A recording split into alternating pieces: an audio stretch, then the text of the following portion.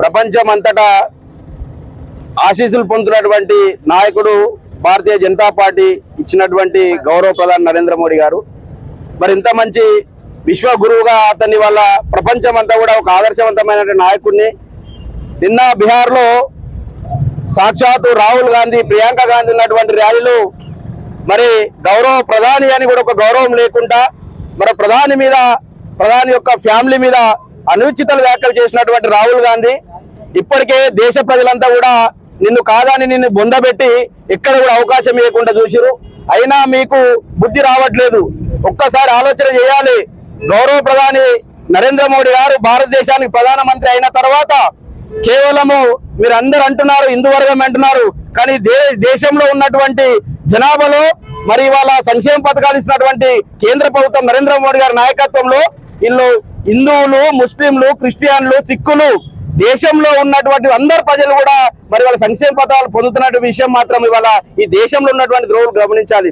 ఎందుకంటే నరేంద్ర మోడీ గారి ఏకైక సంకల్పం ఏంటంటే ఇవాళ భారతదేశం ప్రపంచ పటంలో మంచిగా ఉండాలి. ఇవాళ భారతదేశాన్ని సనాతన ధర్మంగా ఇవాళ పునాదుల నుండి వేలాది సంవత్సరాల నుంచి భారతదేశం యొక్క సంస్కృతి సంప్రదాయాలు పాటించాలనే ఉద్దేశంతో నరేంద్ర మోడీ గారు వెళ్తుంటే ఇవాళ మీరు ఆయనతోటి చేతగాక ఆయన మీద ఎలాంటి మాట్లాడకుండా ఇవాళ కార్యకర్తలను రెచ్చగొట్టి ఇవాళ దేశానికి ఒక మంచి స్థానాన్ని తీసుకొచ్చినటువంటి మరి ప్రధాని నరేంద్ర మోడీ గారు మీరు చేసినటువంటి వాకులను వెనక్కి తీసుకోవాలి. ఎందుకంటే ఇవాళ మీరు అనుకుంటుండొచ్చు దేశ ప్రధానిని అన్ని వర్గాల ప్రజలందరూ కూడా ఒక ఆదర్శవంతమైన నాయకునిగా తీసుకుంటే మీరు ఇవాళ కాంగ్రెస్ కుక్కలు మరి మీరు ఏం మాట్లాడుతున్నారో మీరు ఒకసారి ఆలోచన చేసుకోవాల్సిన అవసరం ఉన్నాయి. ఖబర్దార్ రేవంత్ రెడ్డి గారు, మీరు ఏమి చేసినా ఎలాంటి అవాకులు మాట్లాడినా కూడా ఇవాళ దేశ ప్రధాని మీరు ఏం చేయలేకపోతారు. కాబట్టి ప్రధాని గురించి మాట్లాడినా మరి భారతీయ జనతా పార్టీ కార్యకర్తల గురించి మాట్లాడినా కూడా మీకు ఈ దేశంలోనే కాంగ్రెస్ పార్టీ జెండా లేకుండా చేసే బాధ్యత దేశంలో ఉన్నటువంటి పౌరులందరూ తీసుకుంటారు. ఖబర్దార్ జాగ్రత్త.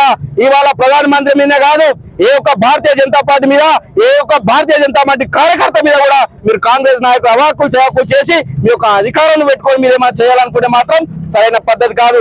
ఇక్కడైనా సిగ్గు శరం తెచ్చుకోవాలి కాంగ్రెస్ పార్టీ నాయకులు. ఇవాళ ఇక్కడ తెలంగాణ రాష్ట్రంలో వెళ్తున్నటువంటి రేవంత్ రెడ్డి గారు కానివ్వండి, ఇక్కడ ప్రజాప్రతినిధులు ఉన్నటువంటి ఎంపీలు కానీ ఇంతవరకు మొన్న అకాల వర్షంలో నష్టపోయినటువంటి రైతులకు, ప్రాంతాలకు పరామర్శించి వాళ్ళకి ఏమైనా చేసే నైతిక బాధ్యత లేకుండా ఇవాళ దేశానికి ఒక ఆదర్శవంతమైన నాయకుల మీద మాట్లాడడానికి మీకు నోరెలా వస్తుందని వాళ్ళ మేము భారతీయ జనతా పార్టీ నారాయణ పక్షాన మాట్లాడుతున్నాం. కాబట్టి మీరు చేస్తున్నటువంటి అన్యాయాన్ని, మీరు ఇన్ని సంవత్సరాలు చేసినటువంటి అవినీతి అన్ని కూడా ప్రజలందరూ చూసారు. మీరు ఇంకా 20 సంవత్సరాలు కాదు, మీరు బతికినన్నాళ్ళు కూడా ఏదో పప్పుగా పేరు పొందినటువంటి రాహుల్ గాంధీ నీ జీవితంలో నువ్వు సత్యంత వరకు కూడా భారతదేశానికి ప్రధాని కావాలని మాత్రం గుర్తుపెట్టుకోవాలి. కాబట్టి ఇక్కడైనా కాంగ్రెస్ నాయకులకు చెప్తున్నాం, మీరు భారతీయ జనతా పార్టీ కార్యకర్తల మీద, నాయకుల మీద అవాకులు చవాకులు చెల్లడం మానుకుంటే బాగుంటుందని కూడా తెలియజేస్తా ఉన్నాం. భారత్ మాతాకి, భారత్ మాతాకి, భారత్ మాతాకి. రాహుల్ గాంధీ